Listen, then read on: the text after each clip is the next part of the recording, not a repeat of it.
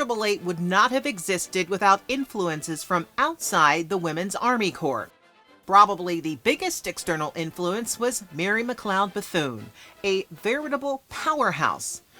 Bethune's parents were enslaved, and her older siblings had been born into slavery.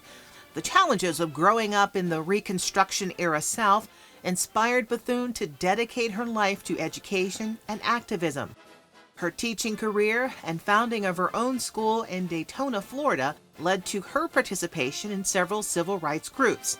Her participation and fame grew, and beginning in the late 1920s, she was regularly invited by the U.S. presidents to serve on federal committees and fostered friendships with the likes of John D. Rockefeller and Franklin and Eleanor Roosevelt. In 1935, Bethune founded the National Council of Negro Women and served as the council's first president. The NCNW's goal was to improve the lives of Black women and their communities, and would focus this goal on the Women's Army Auxiliary Corps. Bethune's close ties to the President and First Lady allowed her inclusion in the early planning stages of the Corps. Originally hoping to be appointed second in command of the Corps and assistant director under Ovida Culp Hobby, the 66-year-old Bethune was informed this would be impossible because of her ineligibility to meet the enlistment standards. Instead, one of Bethune's assistants, Harriet M. West, would join the first group of WAC officers and would be assigned to the director's office in D.C. This connection helped Bethune and other civil rights groups address concerns of discrimination and segregation in the Corps.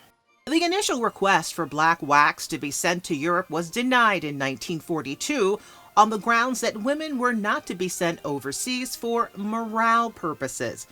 In August 1943, the NCNW sent a report to Ovida Culp Hobby pushing for full integration, advocating against an all-Black regiment at Fort Des Moines, and urging for overseas duty to be extended to Black WACs. Overseas duty was taken under consideration, but action was slow. Bethune's strong friendship with Eleanor Roosevelt led to the First Lady advocating on behalf of Black WACs getting a chance to serve overseas, writing to Hobby in May of 1944 stating, "They are very anxious to go." Because of the extreme pressures put on the WAC leadership to send Black WACs overseas, the War Department decided in late 1944 that it was time to organize a unit. Beginning in December, key members of what would become the 6888 were asked to volunteer for overseas duty. The Corps tried to be mindful that all members chosen would need to be above reproach, in an effort to prevent detractors. Once all unit members were chosen, they were ordered to the 3rd WAC Training Center at Fort Oglethorpe, Georgia, for assignment to the Extended Field Service Training Battalion. The women did not know where they would be sent nor what work they would be doing, but the rest of the country did. On January 16th, while they were sequestered in the middle of training, the War Department issued a press release announcing that a Women's Army Corps unit composed of Negro WACs is being formed for overseas duty. The unit, which will form a postal battalion, will be commanded by Negro WAC officers. The unit will go abroad on completion of field training. Following the intense field training, most of the battalion was sent to Camp Shanks, New York. Bethune had intended to see the unit off, but was ultimately unable to be there. Instead, she wished them well via telegram, saying, "We are depending upon you. We have much at stake. You represent 15 million of us.